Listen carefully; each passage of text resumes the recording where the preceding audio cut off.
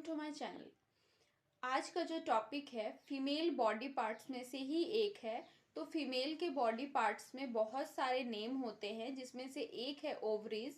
तो आज हम लोग ओवरीज के बारे में बात करेंगे। ओवरीज क्या है, उसका फंक्शन क्या है, कौन सा हार्मोन रिलीज होता है, कहाँ पे होता है, और ओवरीज से रिलेटेड क्या क्या डिसऑर्डर है, क्या डिजीज है, क्या डायग्नोसिस है, उसका ट्रीटमेंट है, सारे इस टॉपिक में बात करेंगे। तो चलिए स्टार्ट करते हैं। तो ओवरीज के बारे में बताने से पहले फीमेल के बॉडी पार्ट में जो रिप्रोडक्टिव ऑर्गन है, जो जेनाइटल एरिया है, उसमें और भी फीमेल के रिप्रोडक्टिव ऑर्गन में से ही कुछ और भी नेम हैं, जैसे कि fallopian tube, uterus, vagina, cervix, endometrium, myometrium, uterus, ovaries, vagina. ये सब जो है ये फीमेल के ही बॉडी पार्ट्स में से एक है। तो आज हम लोग ओवरीज के बारे में बात करें। ओवरीज जो है one pair of female glands which the egg from female hormones estrogen और प्रोजेस्ट्रॉन।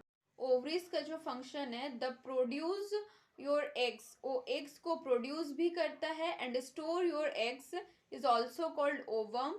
ये एग को स्टोर भी करता है और एग को प्रोड्यूस भी करता है, जिसको कि हम लोग ओवम बोलते हैं। And that make hormone that control your menstrual cycle and pregnancy.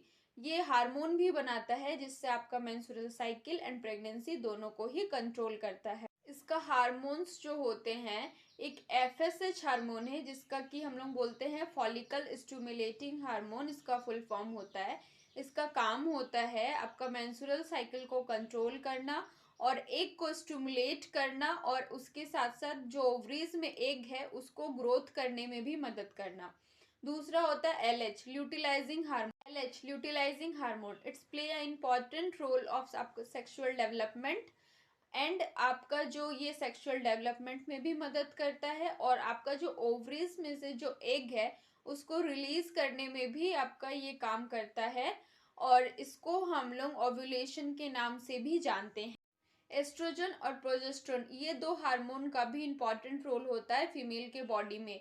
ये आपका ब्रेस्ट डेवलपमेंट में मदद करता है, body hair and body shape, ये तीनों में इसका इम्पॉर्टेंट रोल होता है, estrogen and progesterone. As well as आपका एडोलसेंस जो होता है उस टाइम पे भी ये बहुत ज़्यादा इम्पॉर्टेंट रोल प्ले करता है। एक आपने सुना होगा मेनोपॉज।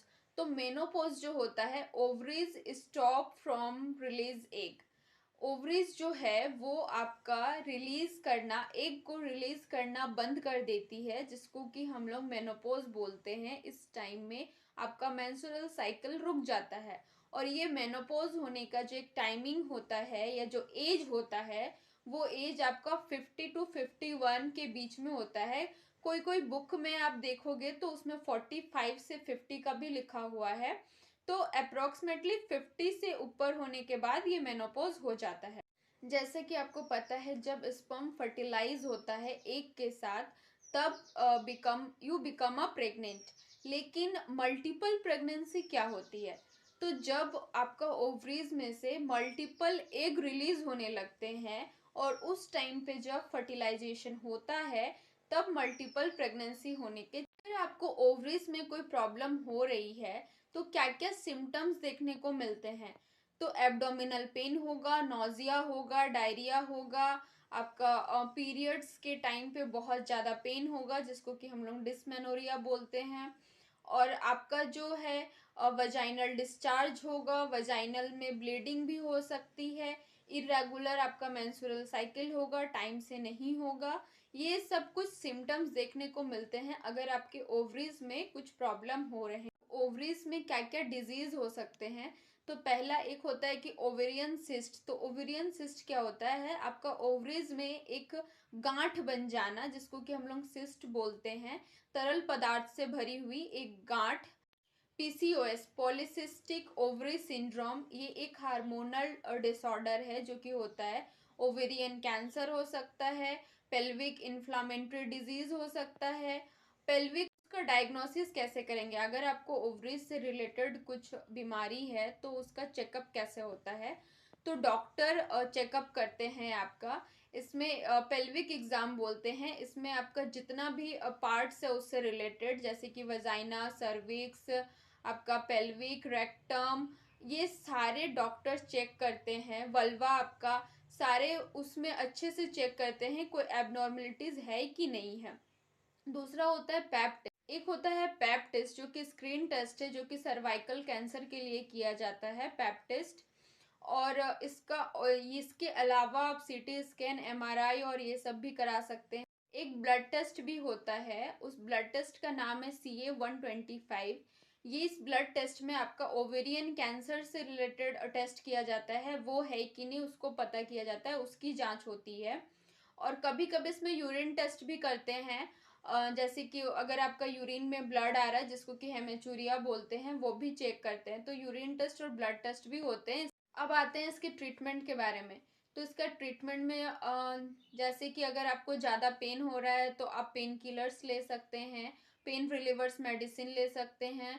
और अगर आपको कुछ वजाइना में डिस्चार्ज वगैरह हो रहे हैं, कुछ इन्फेक्शन हो गया, तब मेडिसिन ले सकते हैं।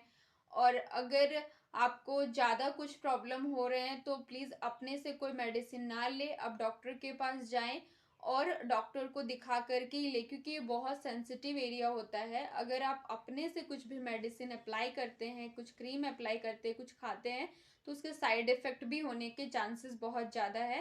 तो एंटीबायोटिक्स के अलावा अगर इसमें ट्यूमर या कैंसर है तो रेडिएशन थेरेपी, केमोथेरेपी, सर्जरी, इसके द्वारा भी इसको ठीक कर सकते हैं। तो ओवरीज के बारे में इतना ही था इस वीडियो में। आई होप कि आपको थोड़ी बहुत वीडियो इन्फॉर्मेटिव लगी होगी। और अगर कुछ क्वेरीज है, कुछ क्वेश्चंस है तो कमेंट में लिख सकते हैं।